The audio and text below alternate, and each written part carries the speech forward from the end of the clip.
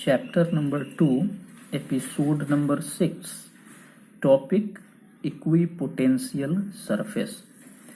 पिछले टॉपिक में हम लोग देखे थे पोटेंशियल डिफरेंस के बारे में, इस बार देखना है इक्विपोटेंशियल सरफेस।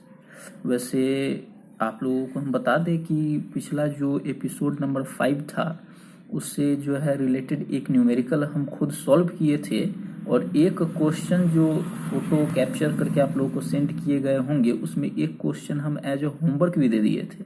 तो उम्मीद है कि आप उसको सॉल्व कर लिए होंगे, और यदि नहीं तो हो सकता है कि इसके लास्ट में हम उसको सॉल्व कर दें। तो देखिए फिलहाल जो है इक्विपोटेंशियल सरफेस को एक्सप्लेन करते हैं कि ये होता क्या है। तो देखिए इक्विपोटेंशियल सरफेस, अगर इक्विपोटेंशियल को अगर एक दूसरे से अलग करे और तब इसके मीनिंग को जो है एज्यूम करने का कोशिश करे या अंदाजा लगाने का कोशिश करे कि क्या मतलब हो सकता है। तो देखिए इक्वी जो है इसका मतलब इक्वल, इक्वी का मतलब इक्वल, इक्वल का मतलब बराबर, पोटेंशियल का मतलब इलेक्ट्रिक पोटेंशियल और सरफेस का मतलब तो सरफेस। इसका मतलब होता है कि वह सरफेस जिसके प्रत्येक बिंदु पर इलेक्ट्रिक पोटेंशियल का मान सेम हो। फिर से सुनिए, वह सरफेस जिसके प्रत्येक पॉइंट पर इलेक्ट्रिक पोटेंशियल का मान सेम हो, इक्वल हो, उस सरफेस को इक्विपोटेंशियल सरफेस कहा जाता है। ठीक है, आपसे क्वेश्चन पूछा जा सकता है ऑब्जेक्टिव में कि बताइए कि उस सरफेस को क्या कहा जाएगा जिसके प्रत्येक पॉइंट पर इलेक्ट्रिक पोटेंशियल का मान सेम हो। तो आपको टिक लगाना है इक्विपोटेंशियल सरफेस, हिंदी में समविभवी पृष्ठ। आप अगर थोड़ा सा अपने दिमाग पर जोर दे तो आपको याद आएगा कि भाई ऐसा तो टॉपिक एक तो पढ़ा गया था पिछला चैप्टर में भी। हाँ बिल्कुल, वहां भी पढ़ा गया था और उसका नाम था गॉसियन सरफेस। क्या नाम था? Gaussian surface. गॉसियन सरफेस और इक्विपोटेंशियल सरफेस में बस अंतर इतना का है कि गॉसियन सरफेस में कहा गया था कि वहां इलेक्ट्रिक फील्ड का मान सेम होता है। मतलब देखिए यहाँ पर हम लिखते हैं गॉसियन सरफेस, वैसे ये इस टॉपिक से रिलेटेड है नहीं, ये रफ है। गॉसियन सरफेस, गॉसियन सरफेस में डिफिनेशन बिल्कुल यही था, केवल वहां यह था कि वह सरफेस जिसके प्रत्येक पॉइंट पर इंटेंसिटी ऑफ इलेक्ट्रिक फील्ड का मान इक्वल होता है उसे गॉसियन सरफेस कहते हैं। ये पिछले चैप्टर से रिलेटेड बात है। और इस बार कहा जा रहा है कि वह सरफेस जिसके प्रत्येक पॉइंट पर इलेक्ट्रिक पोटेंशियल का मान सेम हो उसे इक्विपोटेंशियल सरफेस कहते हैं। ठीक है, तो इसके लिए एक डिफिनेशन हम लोगों को लिखना चाहिए। ठीक है, तो इसका डिफिनेशन क्या होगा? तो लिखेंगे equipotential surface, equipotential surface is that type of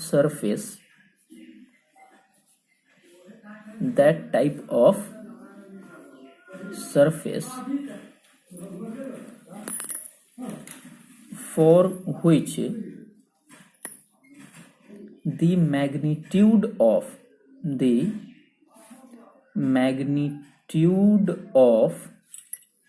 electric potential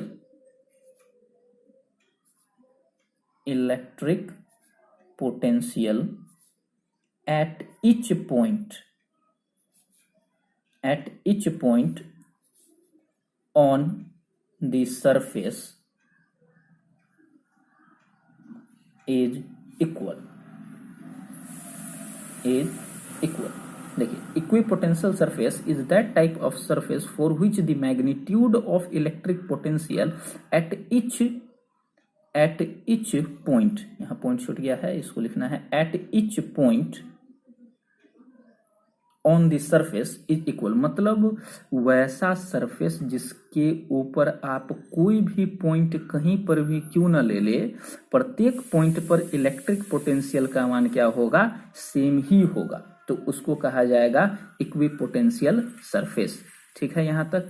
अब जो परीक्षा में पूछा जाता है वो आपको जो है इसके प्रॉपर्टीज भी पूछ लिए जाते हैं कि हाँ भाई इक्विपोटेंशियल सरफेस के प्रॉपर्टीज क्या होते हैं। तो इक्विपोटेंशियल के जो प्रॉपर्टीज है वो वैसे है तो काफ़ी, लेकिन आप लोगों के सिलेबस के अनुसार जो है 3 को ही जो है ज़्यादा महत्व दिया गया है। तो हम उन 3 प्रॉपर्टीज के बारे में आपको हम बताते हैं। तो देखिए यहाँ पर अगला टॉपिक जो इसी से जुड़ा हुआ है उस टॉपिक का नाम हुआ properties of equipotential surface, Hindi में समविभवी पृष्ठ के गुण। ठीक है, सबसे पहला प्रॉपर्टीज सुनिए, इक्विपोटेंशियल सरफेस कभी भी एक दूसरे को काटता नहीं है। कहने का मतलब है कि अगर मान लेते हैं कि एक इक्विपोटेंशियल सरफेस या जो रफ है, ठीक है, इक्विपोटेंशियल या छोड़िए इसमें नहीं रफ करते, जैसे मान लेते हैं ये जो मेरा जो है एक जो हाथ है, ये दायां हाथ ये बायां हाथ, इन दोनों को जो है हम एज ए इक्विपोटेंशियल जो है करते हैं। तो ये अगर एक इक्विपोटेंशियल सरफेस है और ये दूसरा इक्विपोटेंशियल सरफेस है तो ये कभी भी एक दूसरे को ऐसे करके काटने वाला नहीं है। मतलब ऐसा नहीं हो सकता है कि ऐसे हो, अगर ऐसे करके कोई दिखा दे बोलेगा क्या ये इक्विपोटेंशियल सरफेस है, तो हम कहेंगे नहीं। क्यों? क्योंकि ये आगे जब बढ़ेगा तो इसको काट के निकल जाएगा, तो ये एक दूसरे को कभी नहीं काटेगा। कहने का मतलब है कि इक्विपोटेंशियल सरफेस हमेशा एक दूसरे के पैरेलल ही होता है। ठीक है, और ये एक दूसरे को क्यों नहीं काटता है इसका आंसर आप खुद पता लगा सकते हैं। जो टॉपिक आपको पढ़ाया गया था इलेक्ट्रिक लाइंस ऑफ फोर्स, तो उसमें जाके आप देखिए कि 2 इलेक्ट्रिक लाइंस ऑफ फोर्स एक दूसरे को क्यों इंटरसेक्ट नहीं कर सकते हैं, इसके बारे में आप लोगों को बताया गया था। तो अगर उसको आप पढ़ते हैं तो वही लॉजिक यहाँ भी अप्लाई होता है। तो आप बस यहाँ ये पता रखिए कि इक्विपोटेंशियल सरफेस कभी भी एक दूसरे को इंटरसेक्ट नहीं करते हैं। तो चलिए लिखा जाए, इक्विपोटेंशियल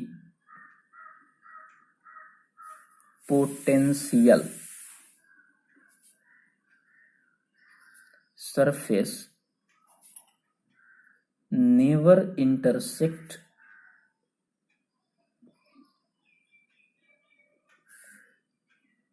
each other। पहला प्रॉपर्टीज हो गया ये। सेकेंड नंबर ये है कि इक्विपोटेंशियल सरफेस, वैसे इसको हम अगर डायरेक्ट लिखवा दे तो थोड़ा आप लोगों को बाउंस कर जाएगा। तो देखो भाई इसको हम समझाने का कोशिश करते हैं। मान लेते हैं कि यहाँ पर एक प्लेट है कोई मेटल का और इस पर हम चार्ज जो है सब्स्टिट्यूट किए हुए हैं। तो मान लेते हैं इस पर पॉजिटिव चार्ज हम रखे हुए हैं, तो पॉजिटिव चार्ज है ये। आप लोगों को पहला चैप्टर में बताया गया था कि पॉजिटिव चार्ज अपने अंदर से इलेक्ट्रिक लाइंस ऑफ फोर्स को निकालता है, नेगेटिव चार्ज अपने अंदर एंटर कराता है। ठीक है, तो ये पॉजिटिव है तो ये अपने अंदर से इलेक्ट्रिक लाइंस ऑफ फोर्स को निकालेगा। तो इससे जो इलेक्ट्रिक लाइंस ऑफ फोर्स का निकलने का डायरेक्शन होगा, अगर हम एक दिखाना चाहें तो वो इस टाइप से होगा। चलिए एक ही हम लाइन खींचेंगे, ये है इलेक्ट्रिक फील्ड का डायरेक्शन।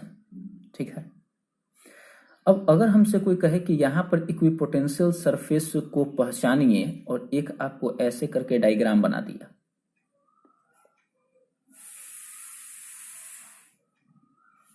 और हमसे कहा गया कि ये जो सरफेस है क्या यह इक्विपोटेंशियल सरफेस है या नहीं, तो हम देखेंगे कि इसका जो ये कॉर्नर है इसका इस कॉर्नर से डिस्टेंस, इस कॉर्नर का इस कॉर्नर से डिस्टेंस, इस कॉर्नर का इस कॉर्नर से और इस कॉर्नर का इस कॉर्नर से, क्या ये दोनों एक दूसरे के डिस्टेंस के बराबर है या नहीं।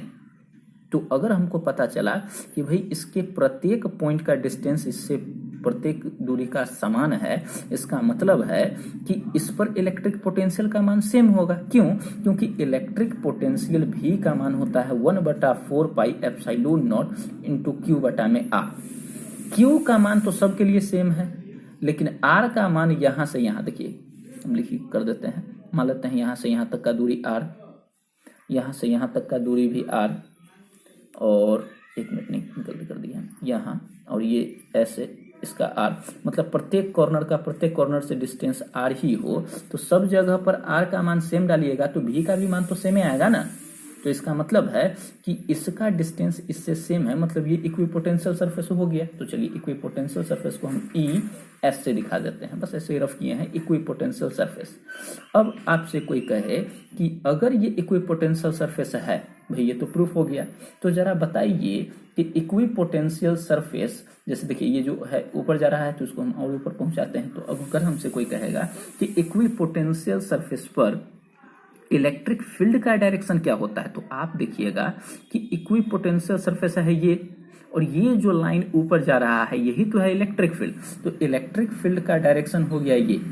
तो अगर हमसे कोई कहेगा कि इलेक्ट्रिक फील्ड का डायरेक्शन इक्विपोटेंशियल सरफेस से किस प्रकार से रिलेटेड है, तो हम कहेंगे कि इलेक्ट्रिक फील्ड का जो डायरेक्शन है वो इक्विपोटेंशियल सरफेस के परपेंडिकुलर होता है। ध्यान से देखिए कि यहाँ पर हम कोण बनाएंगे तो वो तो 90 डिग्री का कोण बन जाएगा ना, मतलब अगर ये इक्विपोटेंशियल सरफेस है तो इलेक्ट्रिक फील्ड का डायरेक्शन जस्ट इससे बाहर ऊपर की ओर आएगा, ठीक है। तो इसका ये अगर इक्विपोटेंशियल सरफेस है और ये आ रहा है ऊपर, तो हम कह सकते हैं ना कि ये जो इक्विपोटेंशियल सरफेस है ये इलेक्ट्रिक फील्ड से कितना का कोण बनाता है, 90 डिग्री का कोण।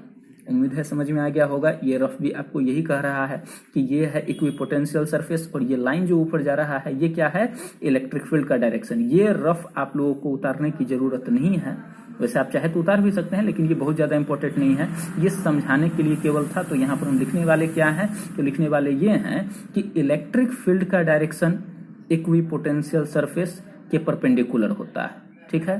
तो लिखा जाए the direction of electric field, इसको हम ऐसे ही वेक्टर ई से डिनोट कर देते हैं, इसी से काम हो जाएगा। The direction of electric field is perpendicular to the direction of vector E is perpendicular to the equipotential surface,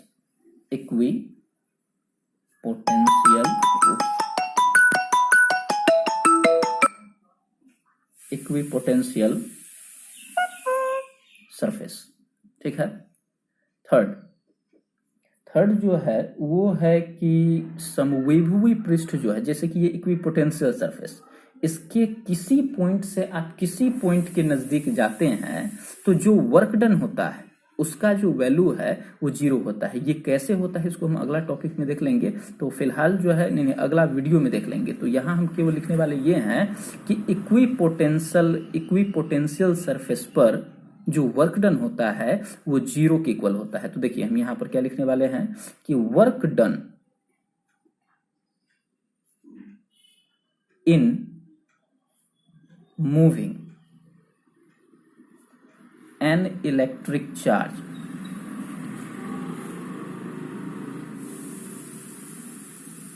work done in moving an electric charge on any equipotential surface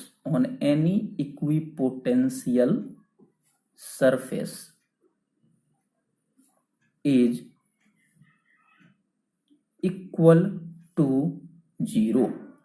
मतलब अगर कोई हमको कह दे कि भाई ये है इक्विपोटेंशियल सरफेस, हमसे कोई कह दिया कि भाई मान लो कि ये क्या है, इक्विपोटेंशियल सरफेस, और कहेगा कि इस पर हम एक चार्ज यहां पर डाले हुए हैं +5 कूलम, और इसको उठा के यहां से हमको यहां पहुंचा देना है, ठीक है, इस पॉइंट पर, मतलब ए से हमको यहां बी पर पहुंचाना है।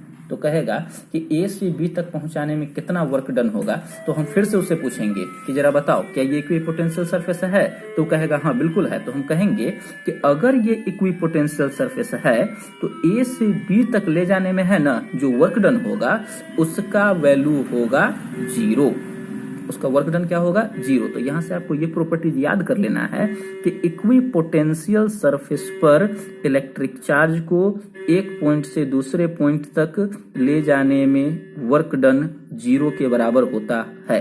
अब ऐसा क्यों होता है इसके बारे में अगले जो एपिसोड बनाए जाएंगे उसमें देख लिया जाएगा। तो यहाँ फिर से हम एक बार रिकैप कर देते हैं, सिंपल है। देखिए क्या क्या हम बताए समविभुवी पृष्ठ इक्विपोटेंशियल सरफेस। तो इक्विपोटेंशियल सरफेस उस सरफेस को कहा जाता है जिसके प्रत्येक पॉइंट पर इलेक्ट्रिक पोटेंशियल के मान सेम होते हैं। हिंदी में समविभुवी पृष्ठ उस पृष्ठ को कहा जाता है जिसके प्रत्येक बिंदु पर विद्युत विभव के परिमाण समान होते हैं।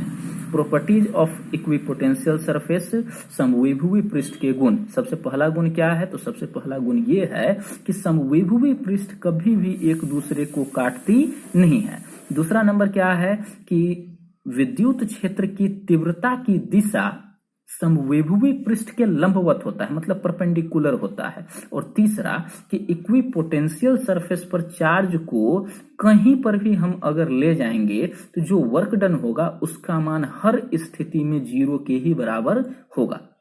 ठीक है, तो आज के लिए इतना ही। अगले टॉपिक में मतलब अगले एपिसोड में अगला टॉपिक देखा जाएगा।